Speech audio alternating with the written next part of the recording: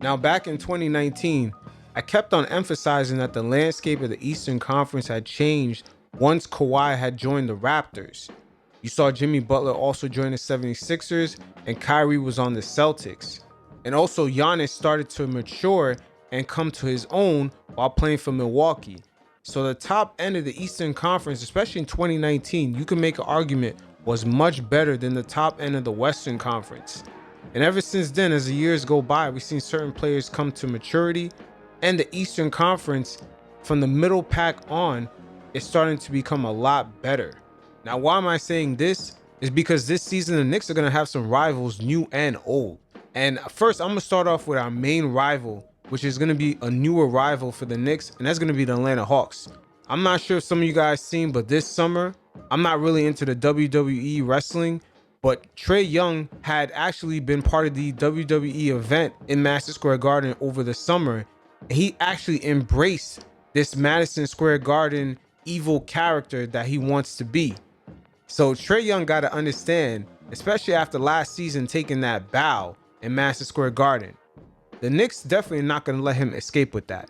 This season, especially with the rule changes where he can't get those ticky-tack cheap fouls, where he's running into guys, jumping backwards, or leaning into guys anymore, he's going to get confronted, and it's going to be a lot more difficult situation because best believe we're not letting that fucking I'm bowing down, getting flowers like I'm a part of a Broadway play or whatever the hell he was saying. He's going to get pressed about that. And he's going to get pressed enough where his voice might even start switching up. That was a mistake, a general mistake.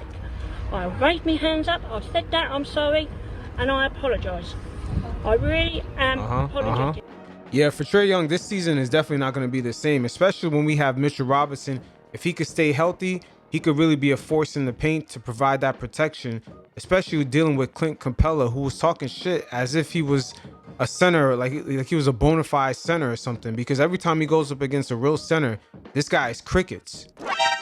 But there was a lot of shit talking from both of these guys, and the Knicks kind of alleviated some of the issues that they had last year as far as outside shooting and also having more protection at center. Once again, Mitch Robinson will be back, and we could combine him with Nerlens Noel as long as those two guys stay healthy. But the Hawks are further along in their rebuilding phase than the Knicks are. They were the team that actually spent the most money in the 2020 offseason, and they also added this year Dion Wright to kind of alleviate Trae Young on the defensive end. And also, they're going to get a couple of key guys back with health, aka Cam Reddish. That's unbelievable. They just had him on the bench last year, but he was not healthy.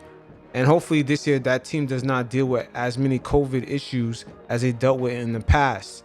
But they are a deep team. We've seen last year, even guys off the bench like Kevin Herter actually lead the Hawks past the 76ers, ironically. And they also have Lou Williams off the bench, guys like DeAndre Hunter. I mean, DeAndre Hunter, believe it or not, defensively especially, he's much better than Cam Reddish as far as playing for this team. Like, he's in a much better position to be a more useful guy right now for the Hawks than Cam Reddish. But Danilo Gallinari, his shooting surprisingly was spotty, and the Hawks, I would not be surprised if they try to end up moving him. But they gave John Collins also an extension, which is pretty good. Like I said, this team is very deep. They also have a draft pick from 2020 and a Kongu that they also have to develop. But this team, once again, is very deep. Trae Young does not have to do as much scoring as he did before, but he will be playing the Knicks under different circumstances this year. We can spread the floor out with our shooting. Also, Mitchell Robinson could provide much better paint protection than we had before, especially with all the weight that he gained. He's not going to be getting tossed around like before. And most importantly, with Trae Young, he can't take advantage of the old rules like before. Jumping into guys, leaning sideways, jumping into threes, like all this bullshit that he used to do. He used to dribble past guys, then he would take a step back into the person and try to draw a foul. All those moves will be illegal. This will be a great fun matchup for the Knicks, and I do have the Hawks rated as our #1 rival for this season. And even the NBA knows it because they got us under a Christmas game against the Hawks. So it is what it is.